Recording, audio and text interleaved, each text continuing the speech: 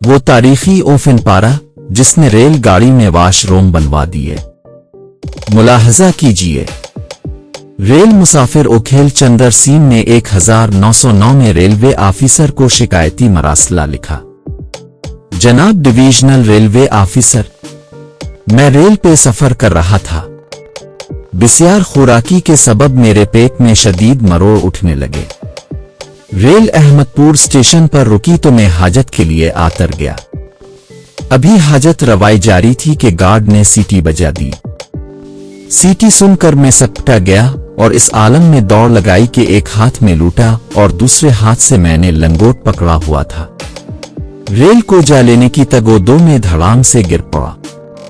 Station पर मौजूद किया ख्वातीन और किया हजरात सभी ने मेरे नजारे किए।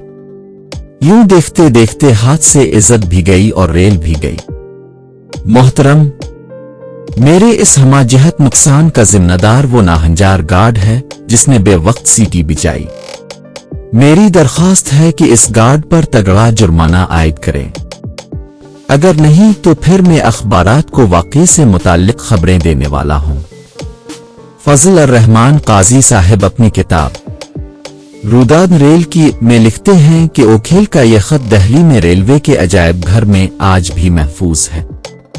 ये वो तारीखी खत है जिसके नतीजे में अंग्रेज सरकार ने हिंदुस्तान में पहली बार रेल के अंदर वाशरूम की सहूलत शुरू करने का हुक्म जारी किया। वैसे आपस की बात है कि ऐसा तगड़ा खत जिसने रेल गाड़ी में वाशरूम बनवा दिया वाकई अजायब घर की जीनत बनने के काबिल है। आपको ये कहानी कैसी लगी?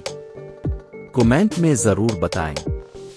मजीद ईमान अफरोज कहानियां सुनने के लिए HKY स्टोरी चैनल को सब्सक्राइब करें।